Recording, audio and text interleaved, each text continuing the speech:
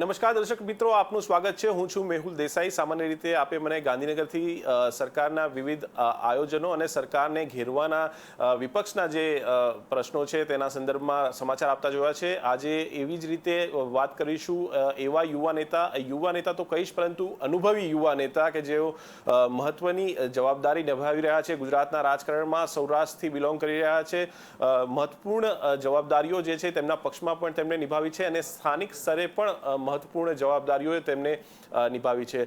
વિપક્ષના નેતા પરેશ ધાનાણી સાથે આજે વાતચીત કરશું. પરેશભાઈ, સ્વાગત છે આપનું.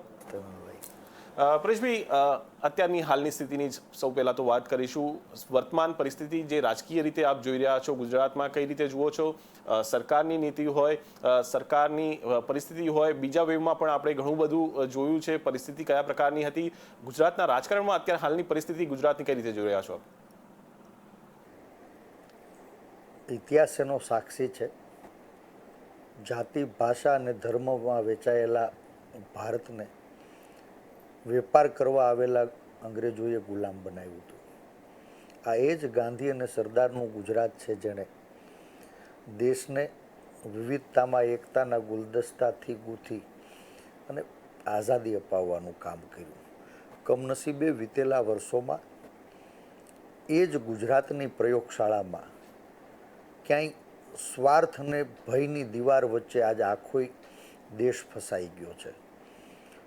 લોકશાહી મરી પરવારી છે, તંત્ર બેલગામ છે, સરકારમાં અહંકાર છે અને સામાન્ય માણસ સો સમસ્યાઓથી પીડાઈ રહ્યો છે. આજ મંદીની મોકાણ છે, મોંઘવારીનો માર છે, બેરોજગારી ભારોભાર વધતી જાય છે. કોઈ અધિકારનો અવાજ ઉઠાવે તો એના ઉપર સરકારી તંત્ર અત્યાચાર કરી રહ્યું છે અને સામાન્ય માણસની પ્રાથમિક સુવિધાઓ મેળવવા માટે પણ ક્યાંય ભ્રષ્ટાચાર રૂપી નિવેધ ધરવા પડે એ સ્થિતિમાં મને લાગે છે કે સંવિધાનના પગથિયે સત્તામાં બેઠેલા લોકોએ ગુજરાતને ગુલામ બનાવી દીધું છે અને હવે આજ 25 વર્ષ સરકારી તંત્રનો તાપ સહ્યા પછી હવે ગુજરાત બીજી આઝાદીની લડાઈ તરફ આગળ વધી રહ્યું છે. પરેશભાઈ, આ બધી પરિસ્થિતિની આપે વાત કરી, પરંતુ એ પરિસ્થિતિમાં પણ જોઈએ તો વિપક્ષની ભૂમિકા મહત્વની હોય છે. વિપક્ષ આ બાબતે કઈ રીતે તમે જુઓ છો? તમારી પરિસ્થિતિમાં આપણે જોયું છે કે બે પરીક્ષાઓ મોટી, જે સરકારી ભરતીઓની પરીક્ષાઓ રદ કરવાની ફરજ પડી છે. પેપર લીક થયું હોય એવી પરિસ્થિતિ પણ જે છે આ સરકારની અંદર અને આ સમયની અંદર જોવા મળી છે. વિપક્ષની ભૂમિકા કયા પ્રકારની રીતે જુઓ છો? વિપક્ષ કઈ રીતે આ અવાજને ઉઠાવશે અને સરકારને ઘેરવાનો કઈ રીતે પ્રયાસ કરી રહ્યો છે? કારણ કે વિધાનસભામાં પણ મેં આપણે અવાજ ઉઠાવતા જોયા છે, પરંતુ વધુ સ્ટ્રોંગ કઈ રીતે થઈ જાય? લોકશાહી શાસન વ્યવસ્થામાં જનતાના આશીર્વાદથી બહુમત મેળવનારા લોકો સરકારી તંત્ર ઉપર નિયંત્રણ મેળવતા હોય છે, નીતિઓ ઘડતા હોય છે અને એનું સુપેરે ઇમ્પ્લિમેન્ટેશન થાય એની નિગરાની રાખવાનું કામ કરતા હોય છે. જે લઘુમતીમાં છે એ ચૂંટાયેલા પ્રતિનિધિઓ વિપક્ષ તરીકે સરકારની નીતિઓ, સરકારના કાર્યક્રમો, સરકારી તંત્રની ઉણપોને ઉજાગર કરવાની જવાબદારી સતત નિભાવતા રહી છે.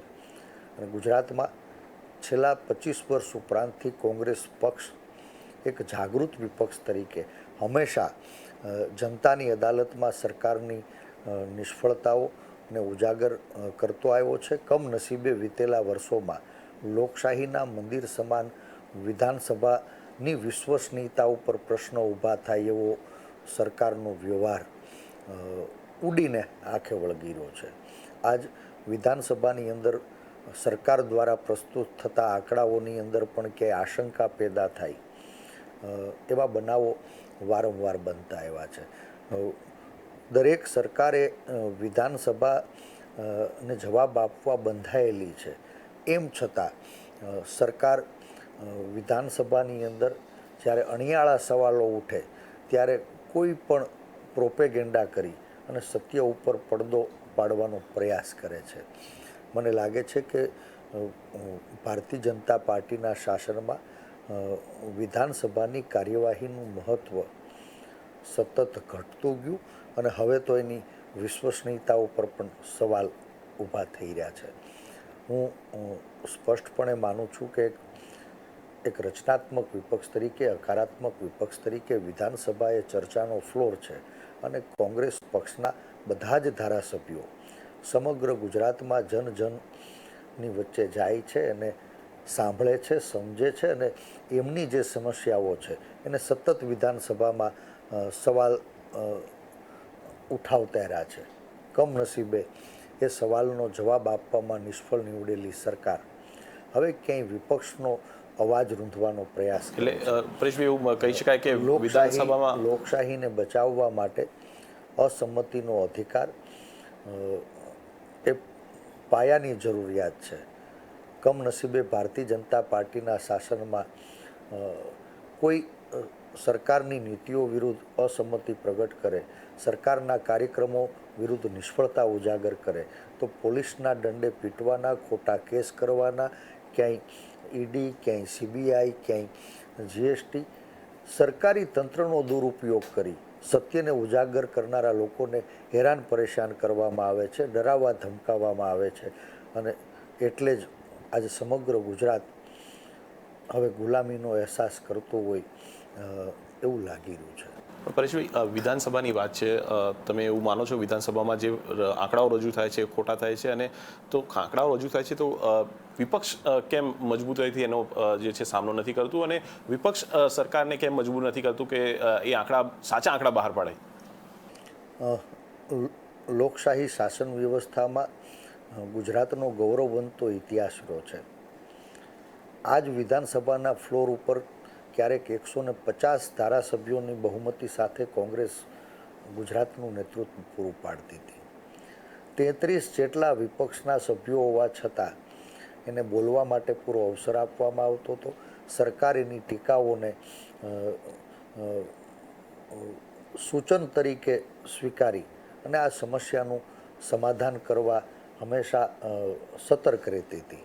કમનસીબે ભારતીય જનતા પાર્ટીના શાસનમાં સરકાર પ્રેરિત ભ્રષ્ટાચાર અને સરકાર પ્રેરિત અત્યાચારને છુપાવવા માટે તંત્રની નિષ્ફળતાઓને વિપક્ષ ઉજાગર કરે ત્યારે આડી દીવાર બનવાનું કામ કરે છે. અત્યાચારી અને ભ્રષ્ટાચારી લોકોને બચાવવાનું કામ સરકાર વિધાનસભાની અંદર કરે છે.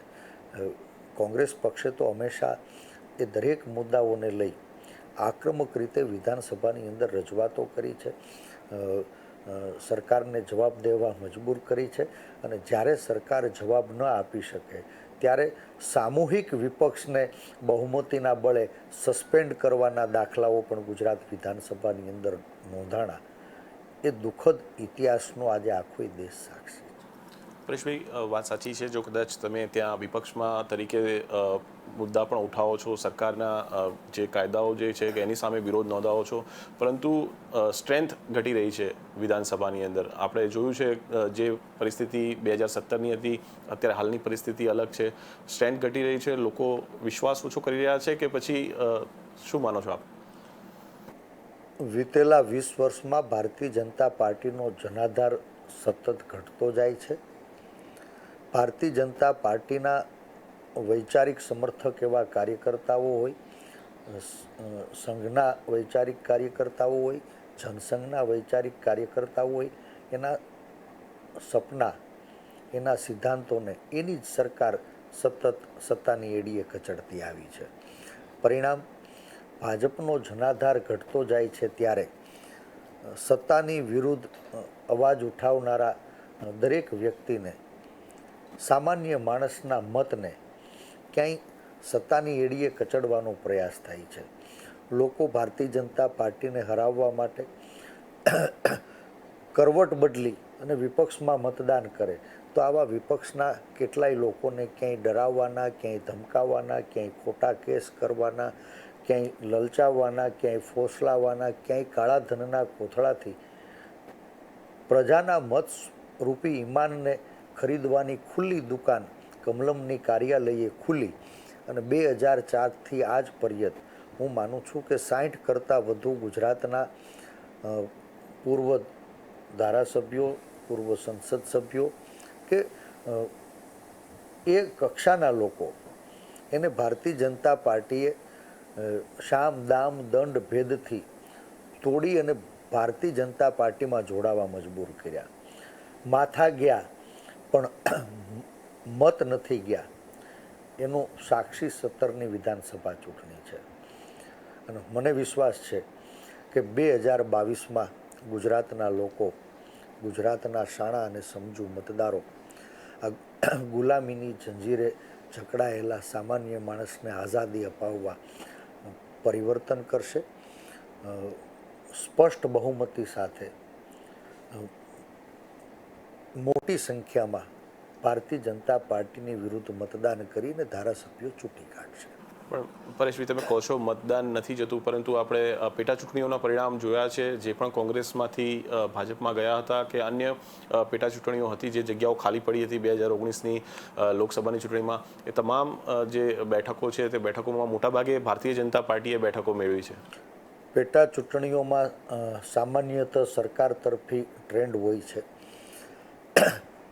પેટા ચૂંટણીની અંદર લોકોના એક મતથી સત્તા પરિવર્તન નથી થવાનું, એ સત્ય લોકો સ્વીકારતા થયા છે. એના કારણે એટલે જ્યારે જે પણ પાર્ટીની સરકાર હોય, સ્વાભાવિક રીતે એ ટર્મ સુધી લોકો સરકારની વિરુદ્ધ લડવાના બદલે એ સત્તાના સમર્થક મોકલી અને એના પ્રશ્નોનું સમાધાન થાય, એ અપેક્ષાઓનું પ્રતિબિંબ પેટા ચૂંટણીઓ છે. પેટા ચૂંટણીઓ એ સામાન્ય ચૂંટણીનું પ્રતિબિંબ નથી. આપ જોતા આવશો તબક્કાવાર 1990માં માત્ર 32 કોંગ્રેસના ધારાસભ્યો સાથે વિપક્ષની ભૂમિકાથી શરૂ થયેલી સત્યને ઉજાગર કરવાની લડાઈ 2017માં તબક્કાવાર ધારાસભ્યોની સંખ્યા વધતી ગઈ અને 17ની ચૂંટણીમાં તો 77+4 એટલે કે મેજિક ફિગરથી હાથ વેત છેટું રહ્યું હતું.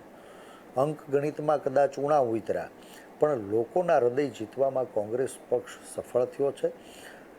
17 કરતાં પણ 22માં વધુ સાનુકૂળ સ્થિતિઓ સરકારની નિષ્ફળતાના કારણે પેદા થઈ હોય એવું મારું માનવું છે.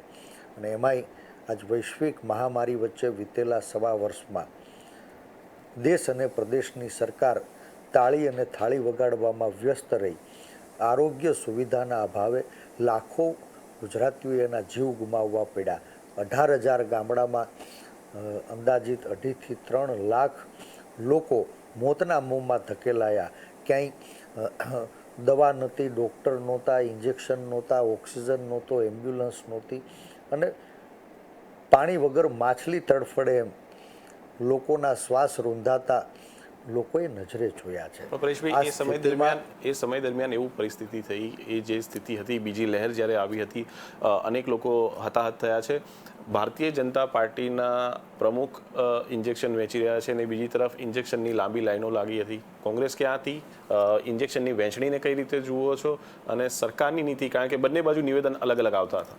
કોંગ્રેસ પક્ષે કોરોના મહામારી વિરુદ્ધ ગુજરાતના સામાન્ય માણસને બચાવવા માટે સરકારને સમર્થન આપ્યું હતું. એક હકારાત્મક અને રચનાત્મક વિપક્ષ તરીકે સરકારની આકરી નીતિઓને પણ મૂક પ્રેક્ષક બનીને સહન કરી. લોકો સરકારની વિફળતાના કારણે ભારે મોટી હાડમારીઓ ભોગવી રહ્યા હતા, ત્યારે એ ભૂખ્યાને ભોજનનો સેવાયજ્ઞ હોય, કોઈને ઘરે રાશનની કીટ હોય, કોઈને દવાખાને પહોંચાડવાના હોય, વિવિધ ક્ષેત્રે કોંગ્રેસ પક્ષના કાર્યકર્તાઓ જીવના જોખમે સામાન્ય માણસનું જીવન સરળ બનાવવા લડતા રહ્યા અને કોંગ્રેસ પરિવાર પૈકીના અમુક આગેવાન મિત્રોએ શહીદી પણ ઓરવી પડી. એમ છતાં કોંગ્રેસ પક્ષ એની સામાજિક જવાબદારીને ચૂક્યો નથી. કમનસીબે સત્તામાં બેસી અને આ સમસ્યાઓનું સમાધાન કરવાની જેની સૈદ્ધાંતિક જવાબદારી હતી, એવા લોકો અને એના પાર્ટી સંગઠનના મિત્રોએ સરકારી વ્યવસ્થાને મજાક બનાવી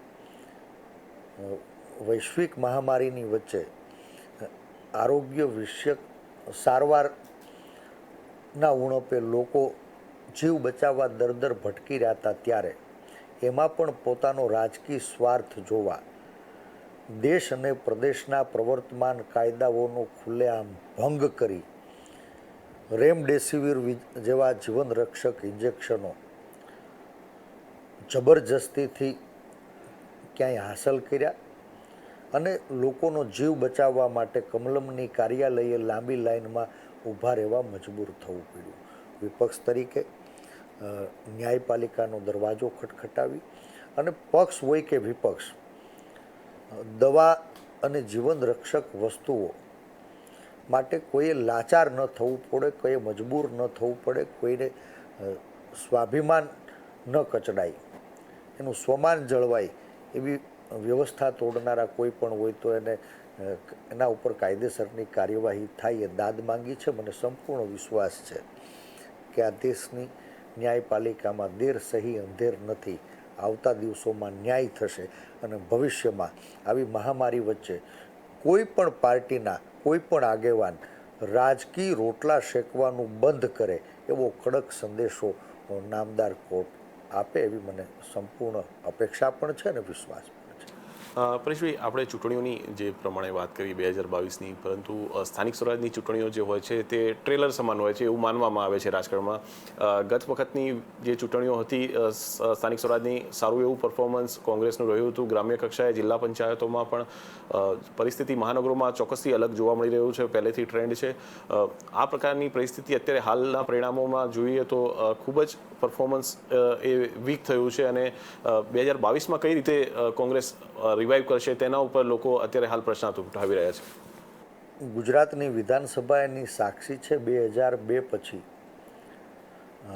સંવિધાનિક દાયરામાં ઘડાતા કાયદાઓની પરંપરાને બહુમતીના બળે સતત કચડવામાં આવી.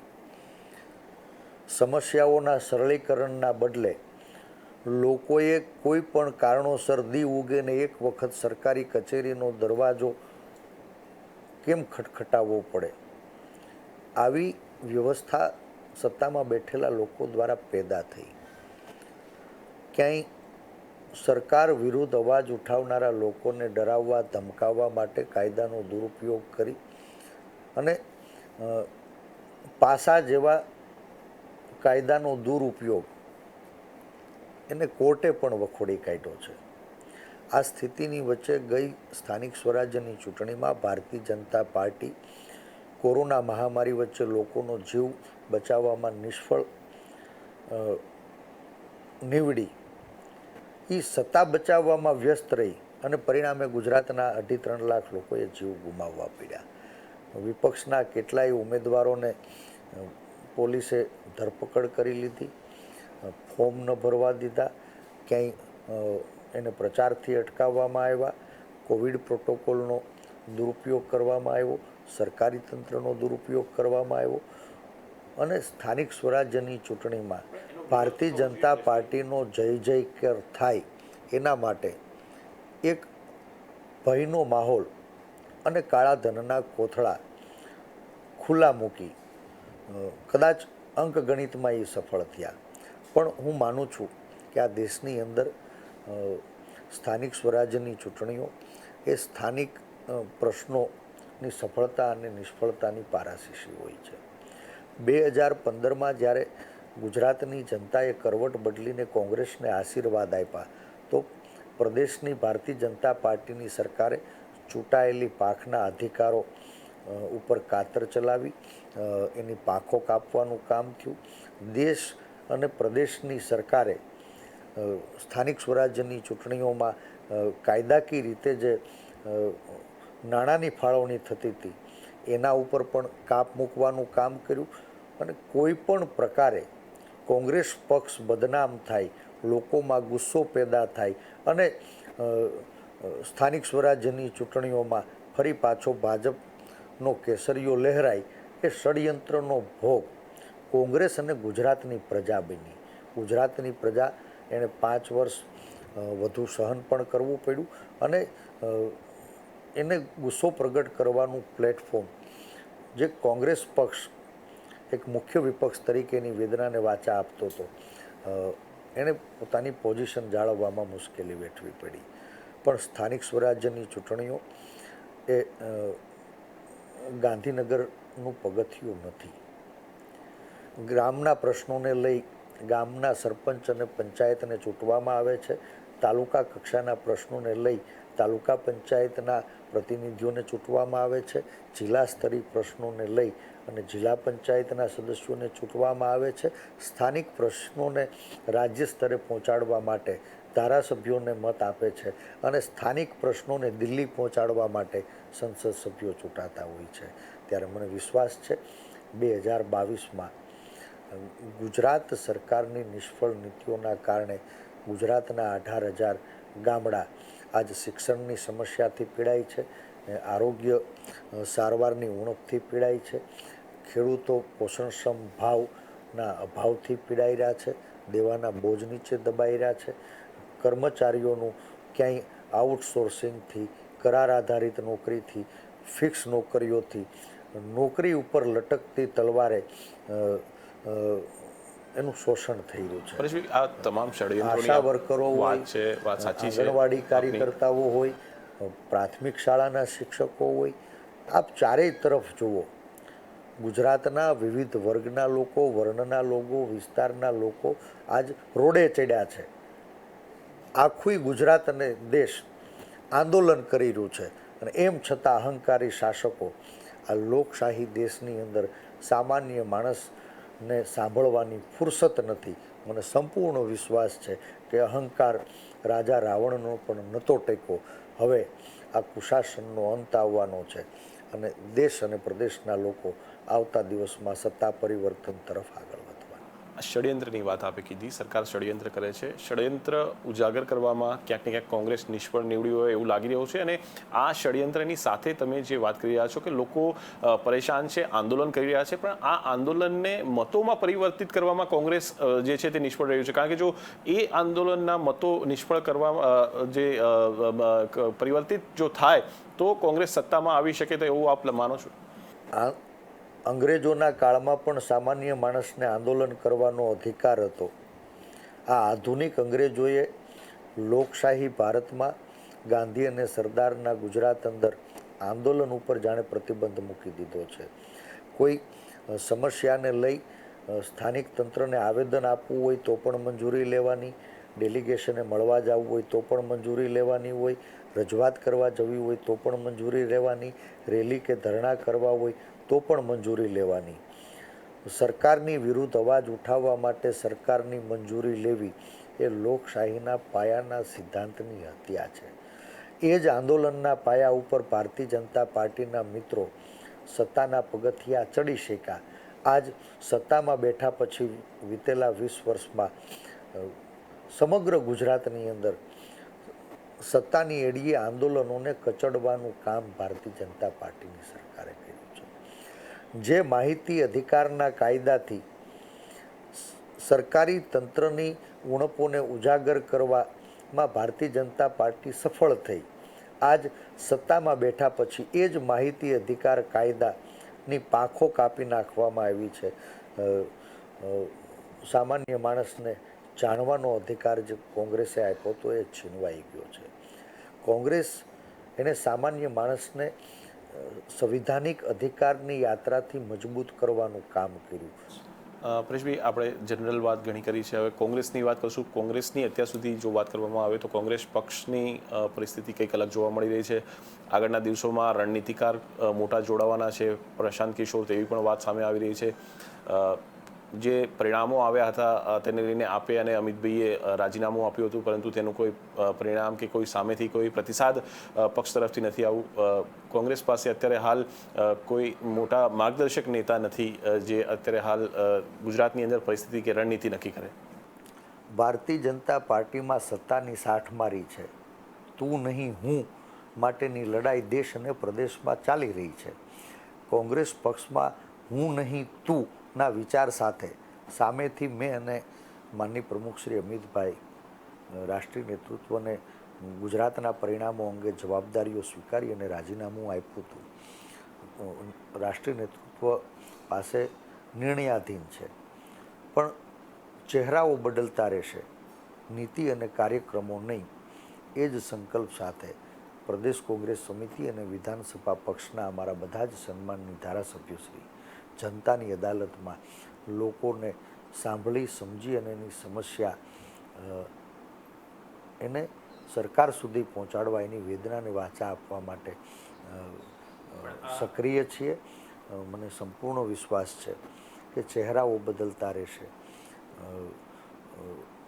ભારતીય જનતા પાર્ટીએ લોકશાહીની વ્યવસ્થાને બદલી નાખી છે, તો અમે આ લોકશાહી વ્યવસ્થાને બચાવવા સૌ સાથે મળીને આવતા દિવસોમાં આગળ ધપવાના. પરેશભાઈ, છેલ્લો પ્રશ્ન, 2022ની ચૂંટણી માટે કોંગ્રેસ કેટલી તૈયાર છે? અને જોવા જઈએ તો બીજા પક્ષો પણ, પક્ષોના નામ નથી લેતો, ઘણા પક્ષો છે કે જેમણે સ્થાનિક સ્વરાજની ચૂંટણીમાં પણ ભૂમિકા મહત્વની ભજવી છે, જે કોંગ્રેસના મતો કાપ્યા છે, એવું લોકોનું જે કહેવું છે, રણનીતિકારનું કહેવું છે. 2022માં પણ આ પરિસ્થિતિ ઊભી થઈ શકે છે. આપ અને ભાજપ એ કોંગ્રેસના પ્રતિસ્પર્ધી નથી. કોંગ્રેસ પક્ષ એ ખુદ આ દેશની કેડી કંડારનારો પાયો છે. આજ કોંગ્રેસ પક્ષે આ દેશને વિશ્વની અંદર મહાસત્તા બનાવવા માટે જે રોડમેપ રજૂ કર્યો હતો, જે કેડી કંડારી હતી, એ જ કેડી ઉપર ક્યાંય સત્તા અને સ્વાર્થરૂપી કાંટાઓ ઉગ્યા હશે. પરિણામે એ પથ ઉપર સામાન્ય માણસને હાલવું ચાલવું મુશ્કેલ બન્યું છે. 2022માં ગુજરાતનો સાણો અને સમજુ મતદાર આ દેશ અને પ્રદેશના વિકાસની કેડી ઉપર જે કાંટાઓ ઉગ્યા છે, પગમાં ચૂભી રહ્યા છે, એને મતરૂપી આશીર્વાદથી કચડવાનું કામ કરશે. કોંગ્રેસ પક્ષ સ્પષ્ટ બહુમતી સાથે ગરીબ, ગામડા અને ખેડૂતની સરકાર બનાવશે. સામાન્ય માણસની સમસ્યાઓના સમાધાન માટે, એને સાંભળી સમજી અને એના ઉકેલ માટે સંકલ્પિત ટીમ આજે આખા ગુજરાતના 18,000 ગામડાઓ ખૂંદી રહી છે. વિતેલા 3 મહિનામાં કોંગ્રેસ પક્ષે કરંટ ઇસ્યુઝને લઈ લોકોની વચ્ચે ગયા છે, લોકોને સાંભળ્યા છે, સમજ્યા છે, અને એ જ સમસ્યાઓને સરકાર સુધી પહોંચાડવા માટે કોંગ્રેસ પક્ષે અહિંસાના માર્ગે આંદોલનનો પાયો અને પૃષ્ઠભૂમિ તૈયાર કર્યા. આવતા દિવસોમાં આ જ મુદ્દાઓને અવસર મળે વિધાનસભામાં પણ લઈ જશું. આભાર પરેશભાઈ, અમારી સાથે વાતચીત કરવા માટે. દર્શક મિત્રો, તો આ હતા વિપક્ષના નેતા પરેશ ધાનાણી. આગામી વિધાનસભા ચૂંટણીને લઈને કોંગ્રેસ વિશે ઘણી તૈયારી બતાવી છે. કોંગ્રેસ તૈયાર છે. મહત્વની બાબત એમણે એમ પણ કહી છે, શંકરસિંહ વાઘેલાનો જે પ્રશ્ન પૂછ્યો હતો કે તમામ લોકો માટે જે દેશને બચાવવા માંગે છે તેમના માટે કોંગ્રેસના દરવાજા ખુલ્લા છે. આભાર. હું રજા લઉં છું. મેહુલ દેસાઈ.